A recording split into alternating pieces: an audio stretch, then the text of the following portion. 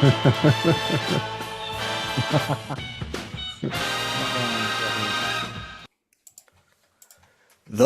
Bitcoin Group, the American original. For over the last 10 years, the sharpest Satoshis, the best Bitcoins, the hardest cryptocurrency talk. We'd like to welcome our panelists. Dan Eve, the Crypto Raptor. Happy Friday, folks. Victoria Jones from Satoshi's Page. Hey, everyone. Josh Shigala from thestandard.io. G'day, gentlemen and ladies. And I'm Thomas Hunt from the World Crypto Network. Moving on to Issue 1. Issue 1, Trump in talks to speak at Bitcoin convention in July. Bitcoin Media, that owns all of the Bitcoin media and also owns the major Bitcoin conference, has invited Trump to speak at their Nashville convention. Trump previously spoke about Bitcoin at the Libertarian Convention, drastically altering his position from when he was president, when he hated Bitcoin, to now suddenly celebrating Bitcoin. And might I add, he would love your Bitcoin donations to his campaign. Yes, give him free money. Dan Eve, what do you think about the possibility of a major presidential candidate and former president speaking at the Nashville Bitcoin meeting, or Bitcoin convention? Yes. Well, it's always good for a big name to be talking about Bitcoin. It is, of course, starting to becoming politicized, right? And whether the Biden administration really jumps on that train and tries to pick up those Bitcoiners is yet to be seen. Obviously, they did release Julian Assange recently, but there's also kind of rumors as to why that actually happened. Right? There's the fact that the elections are coming up, so they needed to have all of the dirty stuff before the elections to make sure nothing could be leaked. So there could be a darker element to why he was released. Nobody knows. But ultimately, good to have a big political side, pushing Bitcoin. Let's just hope we don't have it becomes a war of Bitcoin versus no Bitcoin. And if Biden wins, then Bitcoin's done. Everyone forgets about Bitcoin for a long while. Well, it's really sad. In the 1980s and before, there was a doctrine in the US of equal time, where if you had a Republican person on your television show, you would have a Democratic person on at an equal amount of time to provide a fair playing field. Of course, this would be very difficult to control in the large CNN cable media era. So this law was kind of let go and allowed to lapse. But I kind of wonder if we couldn't do something similar at a Bitcoin convention, where if we do invite a major speaker like Trump, we also invite and maybe accept a lower person, someone else from the administration, from the Biden administration, to speak as well.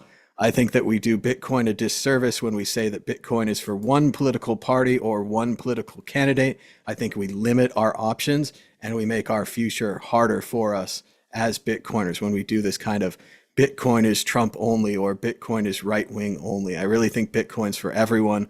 I think you can see it from either side: as a free marketeer, you like Bitcoin, or as a person who likes ground up money that can help people, something like Fediverse being an alternative to that. Victoria Jones, what do you think about the decision to invite Trump and perhaps no one else?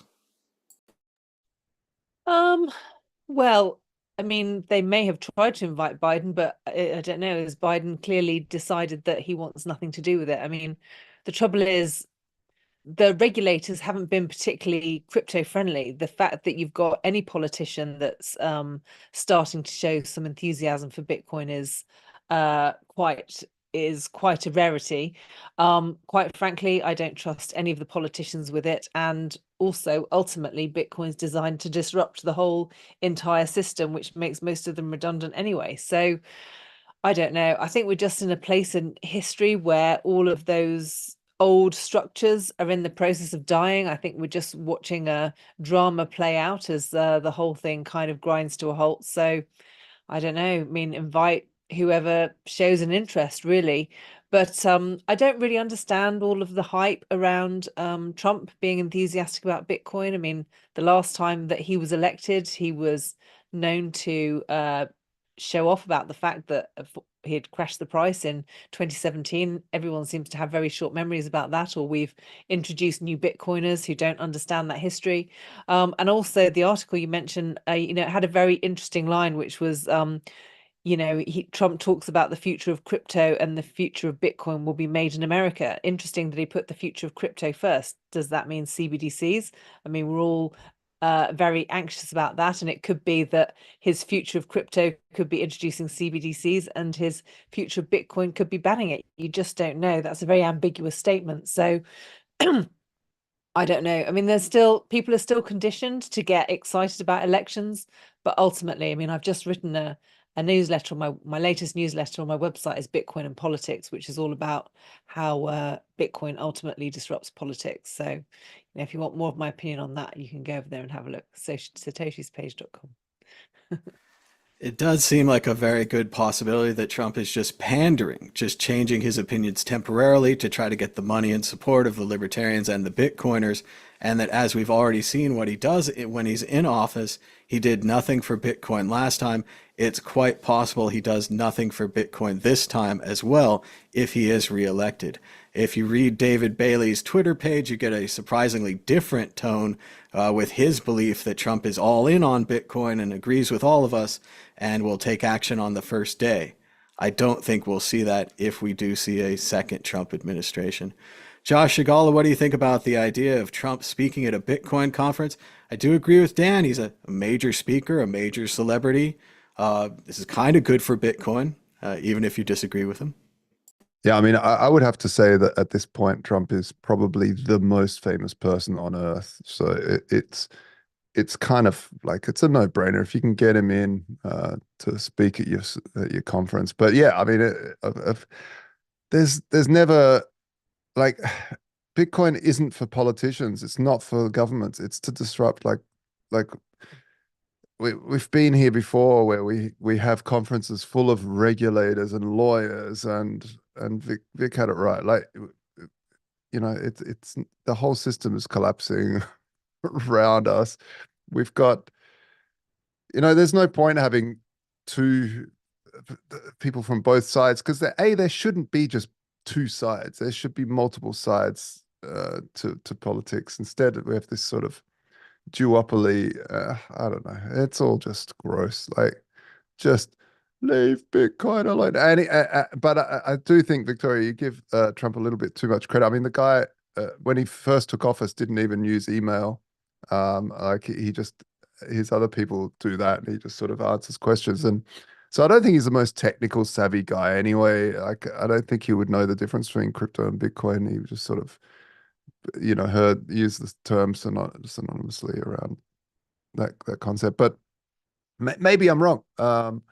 I just yeah, and then when it comes to saying stuff, I don't think he needs the money.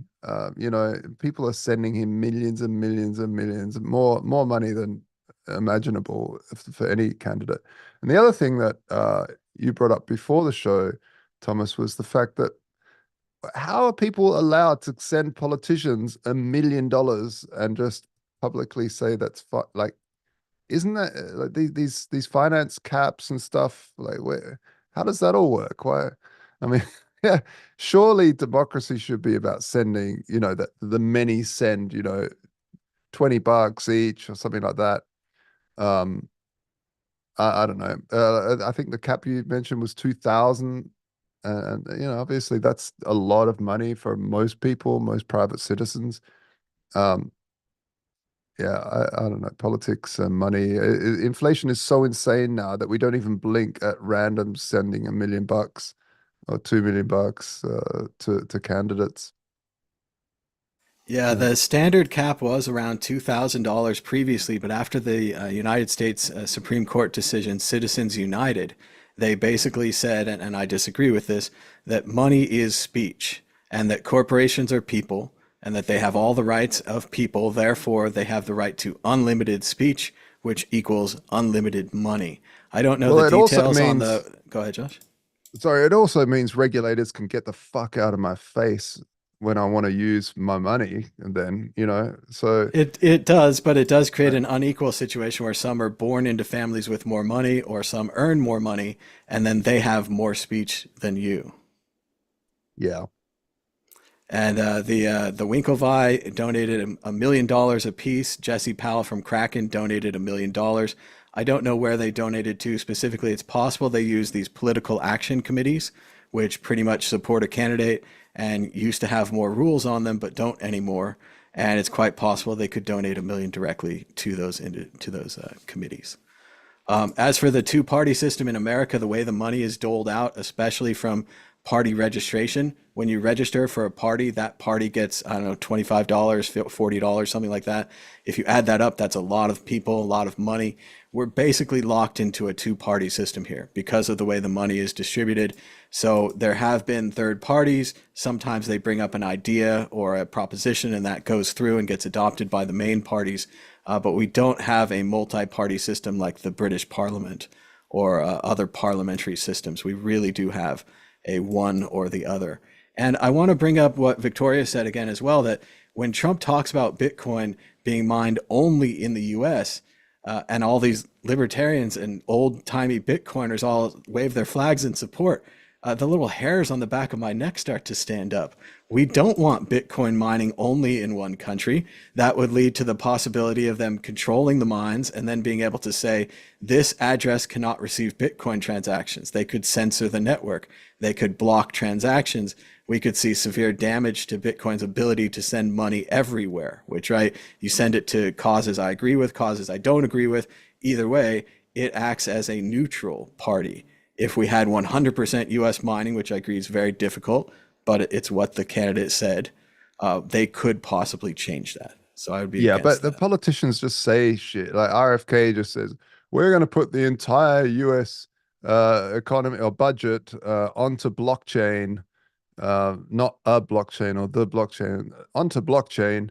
And I'm like, what? Which blockchain, dude? Like, there's not a blockchain that works like that yet, And if it is, it goes down for maintenance sometimes, like Solana. What? As much as I like RFK and I actually enjoy listening to Trump, the guys, they just have no idea about this space, and they should just leave it alone. And even if they wanted to have it all in America, they couldn't. They couldn't. You just can't. You can't. Sorry. You get enough there, well, the profitability goes up. So somebody else will do it somewhere else. They can mine a lot. They can remove regulation. They can or give clarity for regulation, and that would allow miners to come in. But eventually, someone will moan about the noise of the fans or something. I agree. It would be unlikely, Josh, but there is a possibility out there where they could have a hard fork, create a USA Bitcoin, where all of the miners have to be in the USA Bitcoin group, and only let USA Bitcoin be accepted at all the places in the United States that now accept Bitcoin because of the support of the administration. And That's we true. could see a whole nother kind of nightmare where normal Bitcoin is secondary and USA Bitcoin is what people use. Yeah. Not But likely, that not being not discussed, likely. but certainly possible. Yeah. Certainly, yeah. All right, let's move on to the exit question. Exit question, rate the rumor. Will Trump appear at the Bitcoin convention? Yes or no? Dan Eve. I think yes. I think he's desperate on the campaign trail, so he's going to be everywhere. Victoria Jones, yes or no? I suspect so. If they can have the president of El Salvador, why not the president of America? The Bitcoin Magazine conference seems to like to have a reputation of having a scoop every year. So why not Trump visiting? It would be a big scoop. Josh Shigala, yes or no? Trump appears. Yeah, because it's almost impossible to get him post because then you have to start paying to get presidents in. And right now, it would probably not be a cost because of him wanting to talk to as many people and be trying to attract as much publicity as possible.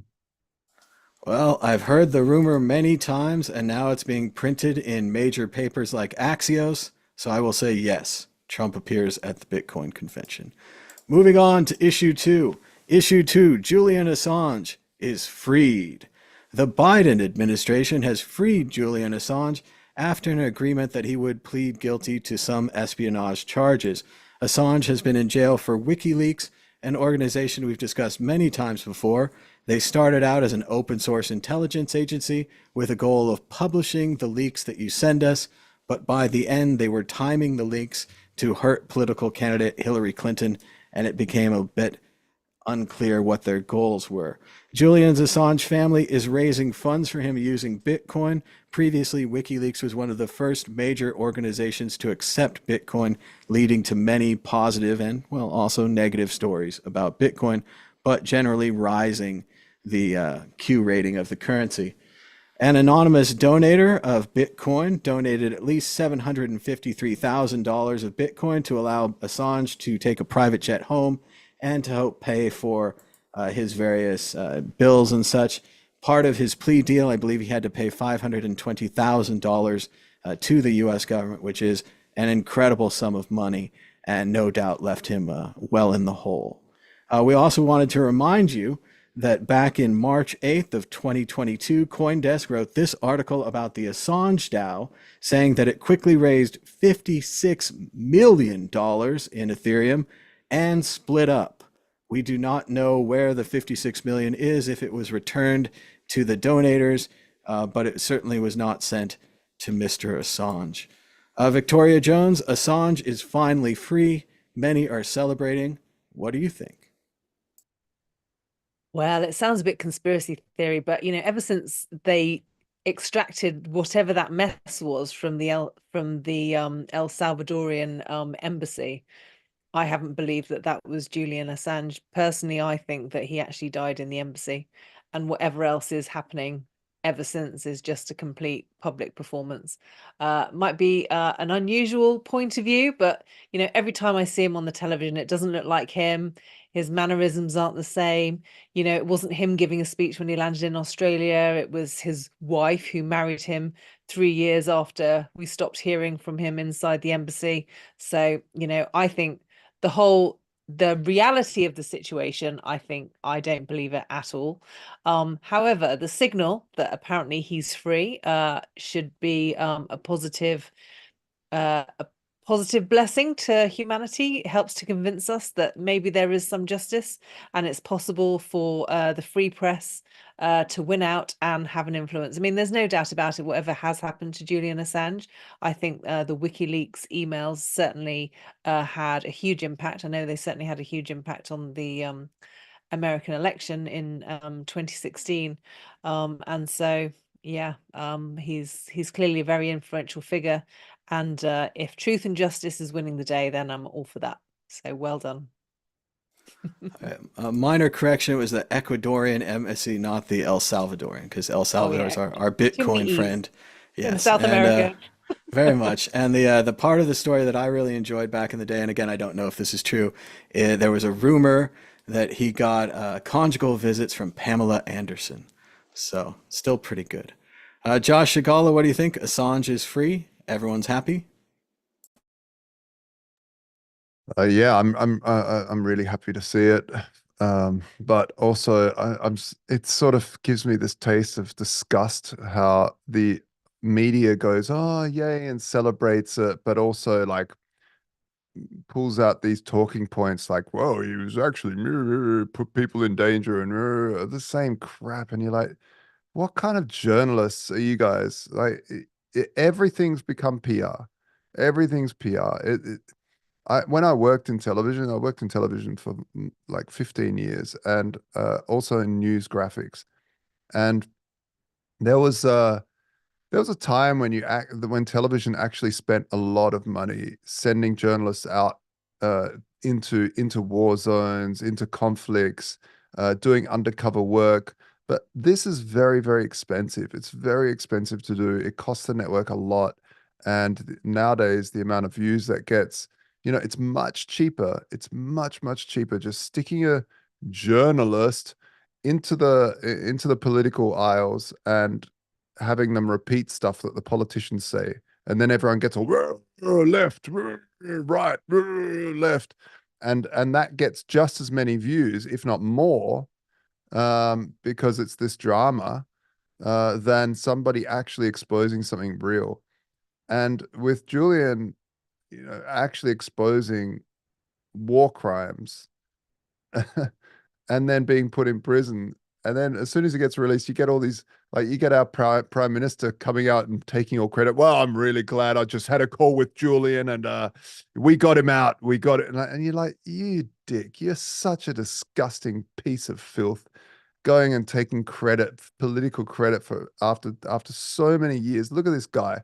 He's like Victoria said, he doesn't even look the same anymore. He's just this bloated old man now.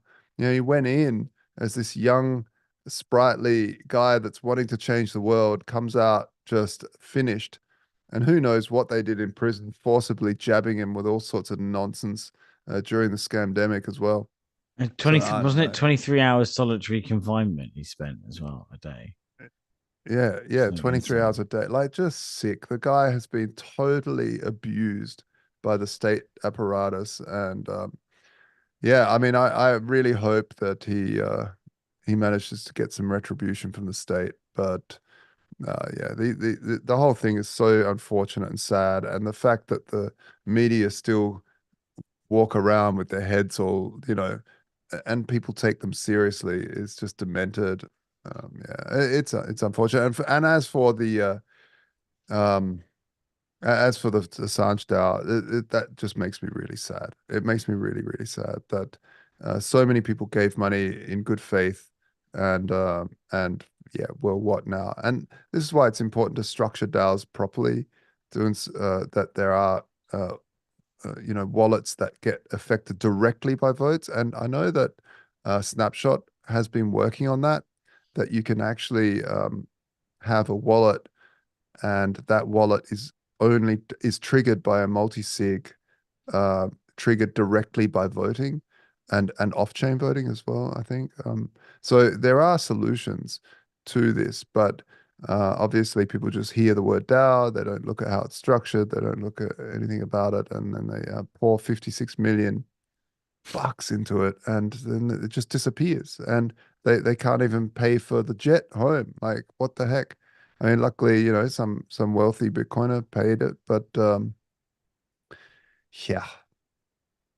Well, I do think part of the problem with the Assange DAO, Josh, was that if they had done a snapshot vote, if they'd done a token vote, presumably, and I don't know who these token holders are, say, big group of Chinese profiteers, they would control the vote.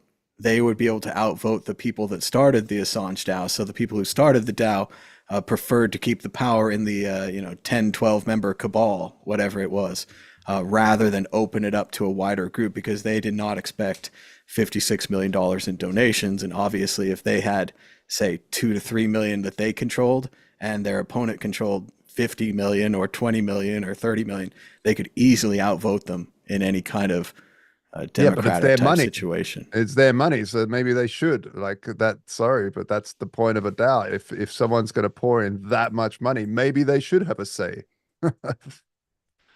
Yeah. Pretty reasonable to me. I would agree with that. And I also want to agree that solitary confinement is torture, and that the United States and other countries shouldn't do it, and they should expand their rules for prisons and for other places. It's very horrible what happened to Mr. Assange. As far as what they're specifically mad at him, they're mad at him because he published the war secrets, but he also didn't retract anything. In normal journalism, you retract the sources and methods so that the sources and methods won't get killed. You try to reduce the kind of impact of your story. And Assange took a more information in, information out approach, which led to probably the death of many people that worked with the United States government. Now, whether you agree or disagree or whatever, it was standard journalistic practice to redact that kind of information. There's also some questions about him interfering in some other democracies. Dan, Eve, Assange is now free. We can all celebrate, right? Yeah, well, I think it was he was a whistleblower, and although I think they did say that in the judgment, he said that there was no direct death that he could attribute to the spreading of that information. So that was part of the reason why, in his judgment, he didn't get a harsher sentence. So it wasn't like they you know the Afghan informants that he released specifically were targeted. So they were, there was big potential they were, but they weren't actually, which was good in the end. Right. But yeah, but another sign where the whistleblower is losing out. Like, we've seen this recently with Boeing and the people getting their heads blown off in the car mid court case. It's crazy what's going on in terms of whistleblowers. They should be given a lot more protection, I think, ultimately. So, yeah. Let's move on to the exit question. We've seen free Assange. Now, will we see free Ross Ulbricht? Victoria Jones, will they free Ross Ulbricht? 5 years, 10 years, 20 years, never? Well, I mean, Julian Assange is a bit more famous than Ross Ulbricht, so there may well be more reason to free Julian Assange than there is Ross Ulbricht. So obviously, I wish Ross Ulbricht all the best. But I'd be very surprised even to get this victory for Julian Assange. Seems to have taken quite a lot of input and a lot of time. So yeah, maybe a while before they actually tackle Ross, in spite of Trump's promises. But Trump's promises have yet to be seen as valid. Trump did promise during his speech to the Libertarian Convention that he would free Ross, but likely someone told him that this is the number one thing that Libertarian wants, so he went out there and said it, regardless of what it may actually meant. I doubt they told him, as I imagine the other side would say, he's a major drug-dealing kingpin. And then Trump would say to himself, well, I'm not going to free a major drug-dealing kingpin. What am I, crazy? Josh Shigala, will they free Ross? 5 years, 10 years, 20 years? Never. Yeah, I mean, I have it on pretty good info that he was very, very close to releasing him the last time, and then it all, came collapsing. His whole presidency came collapsing down at the end there, and he had other things to think about. That was talking to Lynn Ulbricht, Ross's mother. But and so she has her hopes up, and I really do hope they do. And he wasn't a drug kingpin. He wrote a website that allowed drug kingpins to operate and get actual feedback from the customer, which you can't really do in a back alley because you just get shot. So I think it was a step forward in the right direction of trying to deal with illegal things, and the cops need to do their work and trying to stop things, and way worse black markets arose after that, full of really despicable things for sale.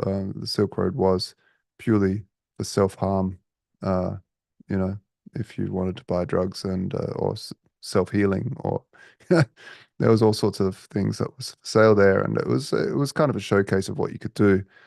There's the sites now are far, far, far bigger, and so it really didn't do anything. And the guy's served his time. I'm sure he's not a threat to society. He's teaching prisoners how to do yoga. So I do think it's worth noting, Josh, like you said, that pardons come at the end of the term. So if Trump was to pardon Ulbricht, it would be 4 years from now. If Biden was to do it, it would be at the end of his term, but that seems very unlikely. Dan, Eve, what do you think about the chances of freeing Ross Ulbricht?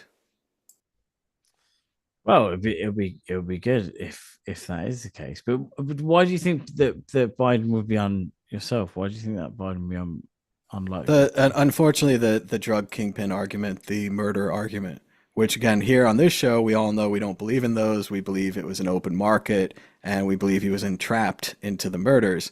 But just the kind of optics of freeing a major drug dealer would just be very hard for any candidate to overcome.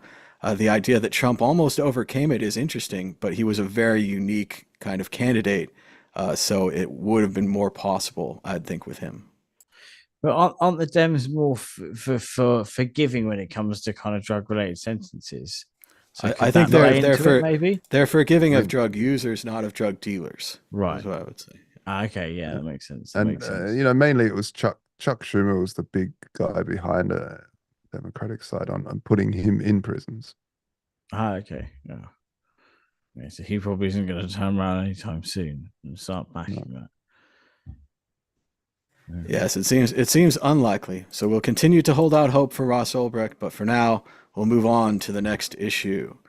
Check out worldcryptonetwork.com. We've got shorts, and more shorts, including Adam Meister. Who did more for Bitcoin, Brian Armstrong or Andreas Antonopoulos? Dramatic issue.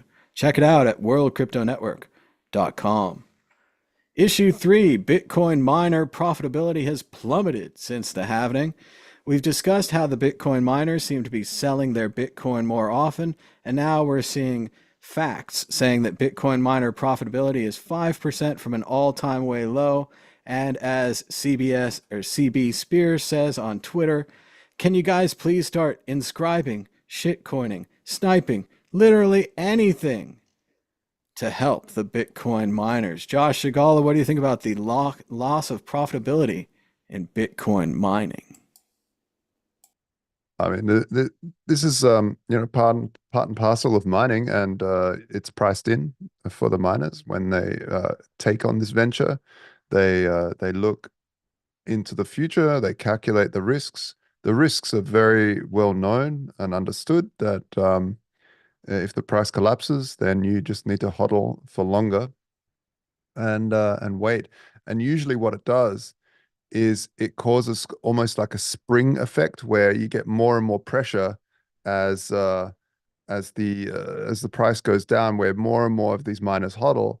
In the meantime, you've got more and more people, like actually good investors, wanting to buy cheap Bitcoin while it's cheap, because they've seen it rebound before, and this compression allows for a massive explosion to the upside eventually. So I kind of feel like this is the pinball machine. This is that spring pulling back the lever and letting go, and that ball is just going to go flying up towards the pinball machine until it goes bing, bing, bing, bing, bing, bing, all the way down again. So yeah, this is the start of the bull run. As mining starts to become unprofitable, that's a very good sign towards the upside coming very, very soon in this cycle. Well, I think we've said it before. It all depends on the plan for your mining company. If you have a 6-month plan, you might not make it. If you have a 6-year plan, you'll be fine. Over a long time, these numbers even out, and I do think that mining profitability will return, as Josh said. Dan, Eve, what do you think about mining profitability? Will they just all stop mining Bitcoin? I think some will be priced out, but some that have cheap electricity will remain in, right? And others that have actually hedged quite well that can keep going at a bit of a loss at the current rates can keep stacking until they need to.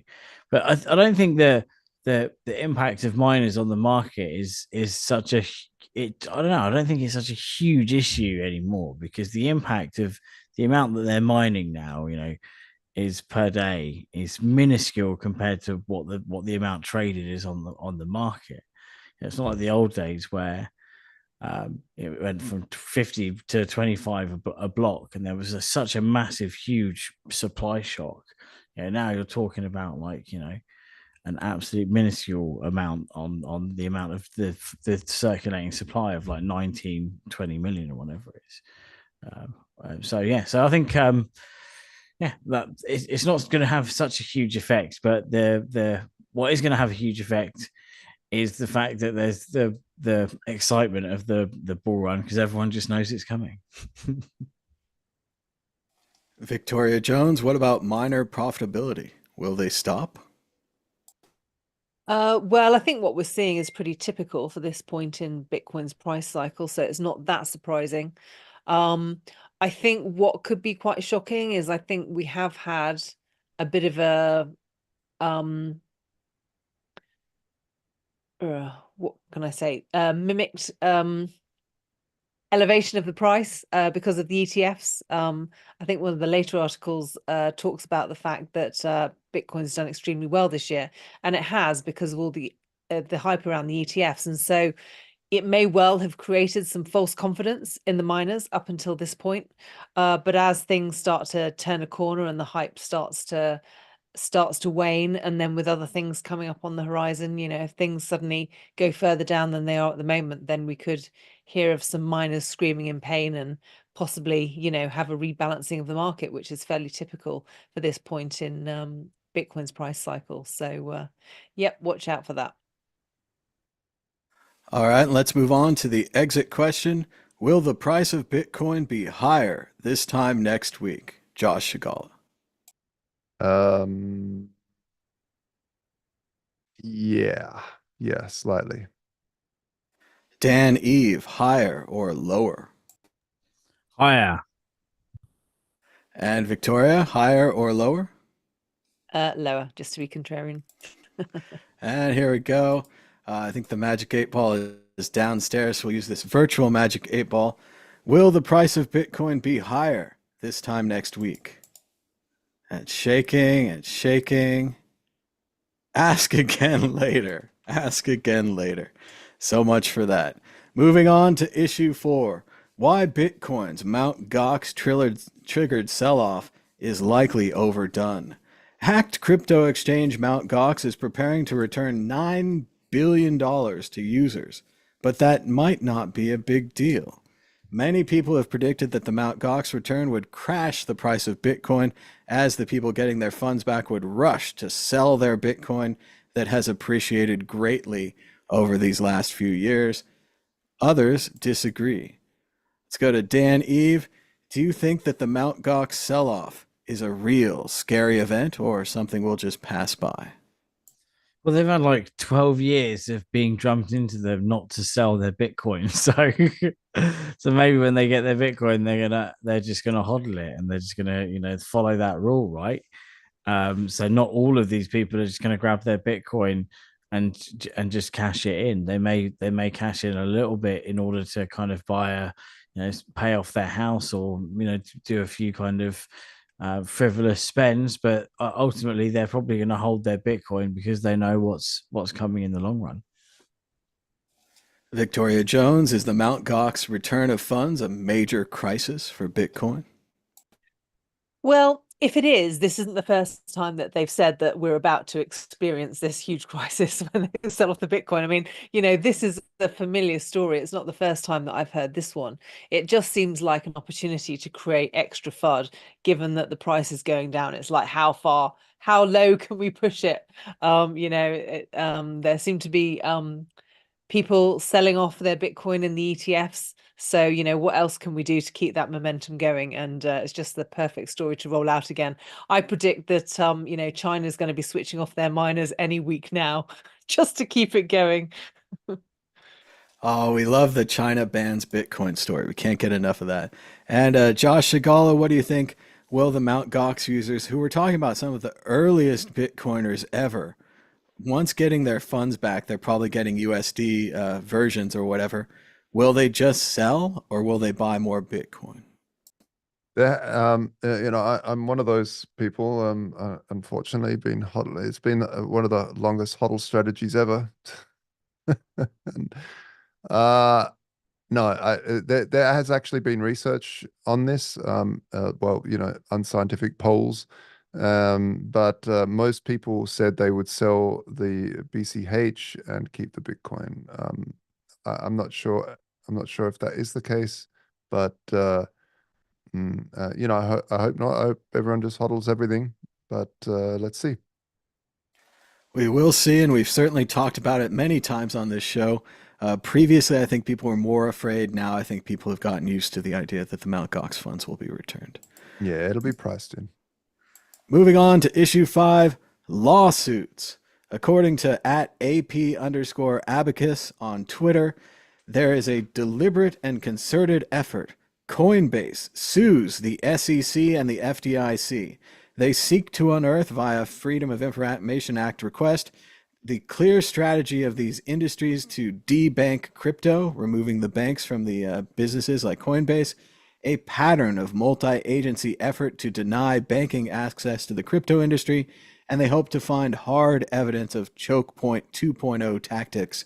Choke point 1.0 was used against Backpage and Craigslist and sex workers, things that the government did not like. They believe there is a 2.0 being used against crypto. And another lawsuit announced just today, also from at AP_abacus on Twitter. Update: SEC sues Consensus, claiming that its MetaMask product is an unregistered securities broker. The SEC under Gensler won't slow down through the election, predicted by AP Abacus. Crypto lawyers expect additional industry actions, and there's zero accountability for regulatory bodies, so they can do whatever they want, even claiming MetaMask, which is how most people traded NFTs and Ethereum, is a securities broker.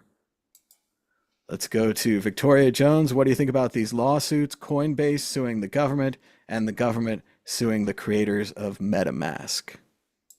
I think lawyers are going to be in jobs for a long time. Yeah, I mean, how ridiculous. It's the whole system is imploding, really. I think someone wrote in the chat earlier, how long before Bitcoin disrupts the whole lot, and there's no telling exactly how long it's going to take, but yeah, we're on the way there. In the meantime, the lawyers are going to be doing some great fiat mining, and good luck to them. Let's go to Josh Shigala. What do you think about the latest lawsuits for and against the government? Oh, look, we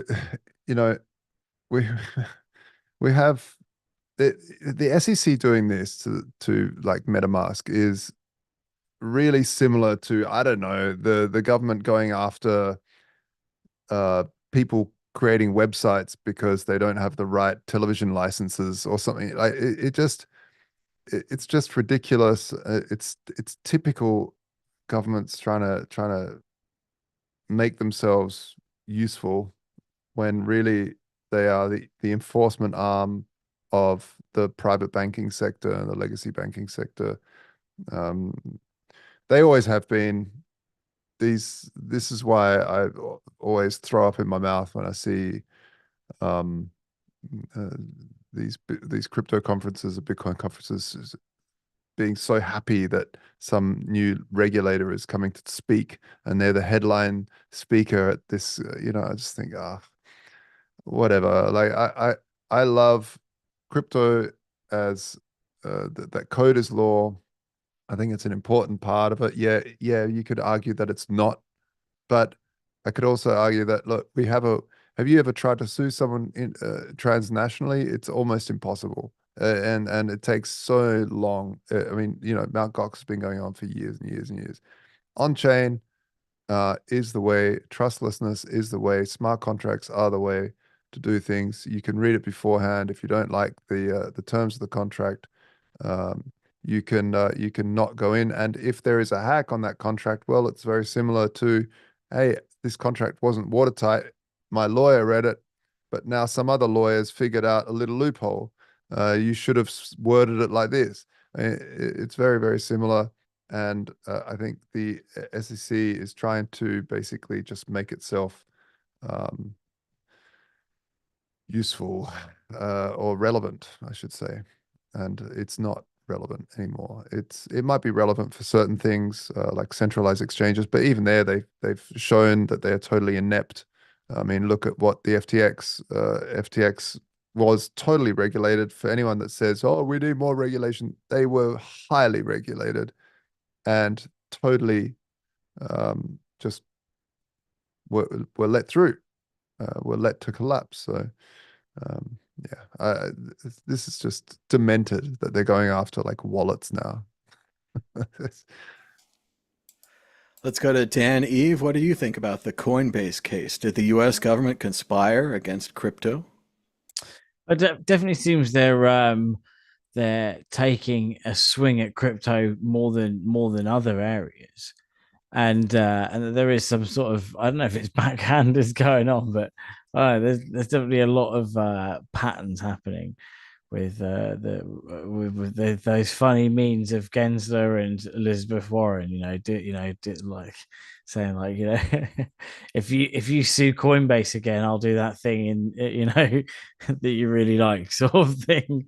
But yeah, it's just really sad to see that a growing, what should be a growing, flourishing industry is just getting sued day after day in a different area. It's good to see that consensus are actually fighting back, and that these other companies are actually fighting back.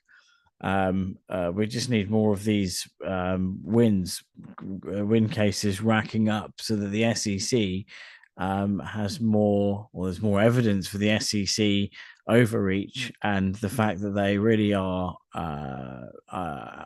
just not really out to help people. They're just out to sue people, and that's it. I think it will be an interesting case. I'm more interested in the Coinbase case than the MetaMask case. I agree with everyone else. I don't think MetaMask is a securities transmitter. I don't think they ever advertised as that or ever had anything like that. But the Coinbase case, with the potential SEC overreach and the dislike of the crypto industry shutting down their bank accounts, it's very possible we see some very juicy emails or maybe even juicy memos about the goals of those departments to try to reduce the power of Bitcoin by shutting down these banks they were using, especially Silicon Valley Bank, which was used by Coinbase and other startups and shut down, unfortunately, by the government. But we're running out of time, so let's move on to predictions or story of the week. Dan, Eve, are you ready with a prediction or a story of the week? A prediction or a story? No, I've got nothing. My prediction is that the SEC will sue someone for something else next week. It's never too late. They have a lot of lawyers. Victoria Jones, prediction or a story of the week? Go ahead.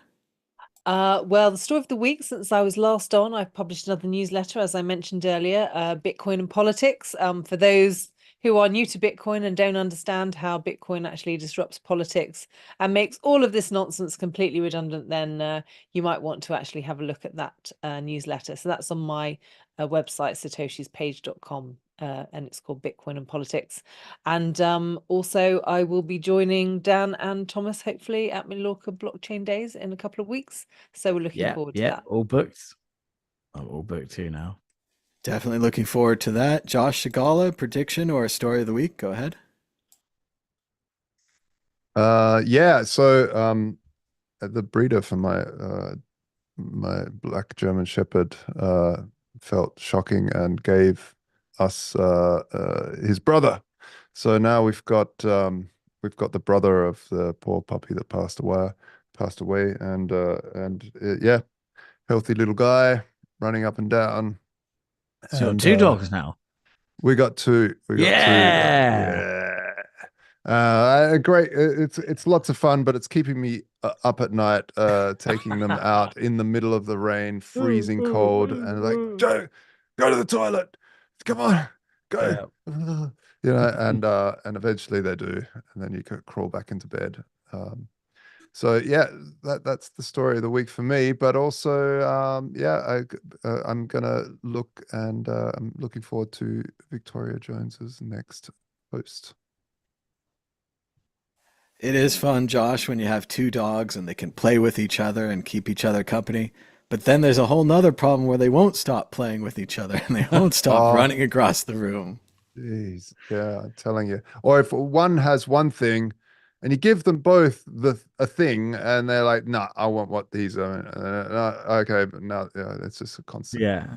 Even if you give them the exact same toy, they'll still find a way to fight over it. That one's better than the other one. I want that one. Yeah. Mate, it's definitely a challenge. It is great to have dogs and pets, though. It's always fun. As Victoria said, my story is all about Mallorca Blockchain Days in Palma, Mallorca, Spain. And you can check out their webpage at mallorcablockchaindays.com. They've got a list of the speakers. Thomas from Electrum Wallet, he's very good. Of course, Ben Ark from here on the World Crypto Network talking about LN bits. Christian, the organizer of the conference, will be there. Vlad from Bitcoin Takeover Magazine, Christian Rutzel, Raspberry Blitz, Peter Todd. A lot of great speakers are going to be there. Victoria Jones right here on this show. And they also have a great agenda there. As you can see, everyone on the boat trip. If you chip in some funds, you get to go on the boat trip. It's really cool. Here's a little bit of the boat trip video from Majorca Blockchain Days. On the third day, on the Sunday, we all go out on this catamaran. You kind of have to buy the expensive ticket, but if you buy the expensive ticket, just imagine most of your money is going to the rental of this boat, which takes us out on the water. There's Victoria. We have some food, we go swimming, and then we go back to the conference and to Majorca. So check out Majorca Blockchain Days at their website. There's still tickets available, only a few. So there's only 8 tickets. So if there's about 20 to 50 people watching this, only 8 of you could go. But I recommend the experience pass, so you get to go on the fun boat trip with everyone. really cool. It's a really cool conference. You get to hang out with all the speakers. Nobody's hiding in like a VIP area. If there's some question you have to ask Peter Todd, you'll probably get to answer it. You'll probably get an answer, and that kind of thing. It's also at a great hotel. That's just a really nice place. We spend most of the conference in the pool, in the sun, which might be great if you don't have sun in your country right now. So if you're nearby Majorca in the European area, think about going to Majorca Blockchain Days, and we'll be there in just 12 days. So very exciting stuff. Thanks to Chris and everyone else who worked so hard to run the conference for letting us hang out there. And it is some of these conferences are big, giant conferences with tons of attendees, and some are small and they really need you to attend. And this is one of the small ones. So I hope you guys will check out Majorca Blockchain Days at majorcablockchaindays.com. And that's about it for this show. So until next time, bye. Bye.